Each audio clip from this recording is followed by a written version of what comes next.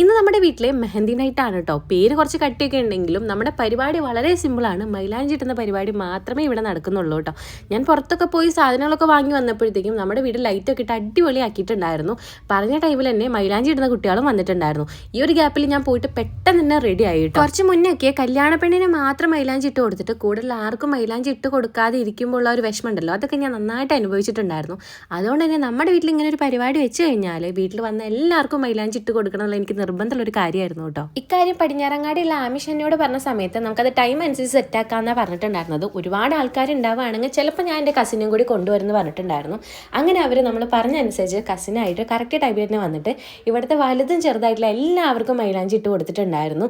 ഒരിക്കൽ പോലും അടങ്ങിയിരിക്കാത്ത ഈ ചെറുതിന് വരെ അവർ നൈസായിട്ട് ഡീൽ ചെയ്തിട്ട് മൈലാഞ്ചി ഇടിപ്പിച്ചു കേട്ടോ. അവസാനമാണ് ഞാനും എൻ്റെ ചേച്ചിയൊക്കെ മൈലാഞ്ചി ഇടായിരുന്നിട്ടുണ്ടായിരുന്നത്.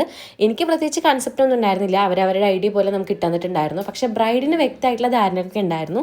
അവൾക്ക് ഇഷ്ടമുള്ള പോലെ തന്നെ ആട്ടോ അവർ ഇട്ട് കൊടുത്തിട്ടുണ്ടായിരുന്നത്. ഓൾമോസ്റ്റ് 5:30 വന്നിട്ട് 11:30 ആകുമ്പോഴാണ് അവർ തിരിച്ചു പോയത്. അപ്പോൾ ഇവരുടെ ഡീറ്റെയിൽസ് വേണമെന്നുണ്ടെങ്കിൽ ഞാൻ സ്ക്രീനിൽ നമ്പർ കൊടുക്കാം, നിങ്ങൾ കോൺടാക്ട് ചെയ്താൽ മതി. എന്തായാലും നമ്മൾ റെഡി ആയതല്ലേ. വീട്ടിലാണെങ്കിൽ ഫോട്ടോഗ്രാഫറും ഉണ്ട്. അപ്പോൾ നമ്മളൊന്നും നോക്കിയില്ല, കുറച്ച് ഫാമിലി ഫോട്ടോസൊക്കെ എടുത്തു. അവസാനം കുറച്ച് ഡാൻസൊക്കെ ആയിട്ട് നമ്മൾ പരിപാടി അവസാനിപ്പിച്ചു വിട്ടാം.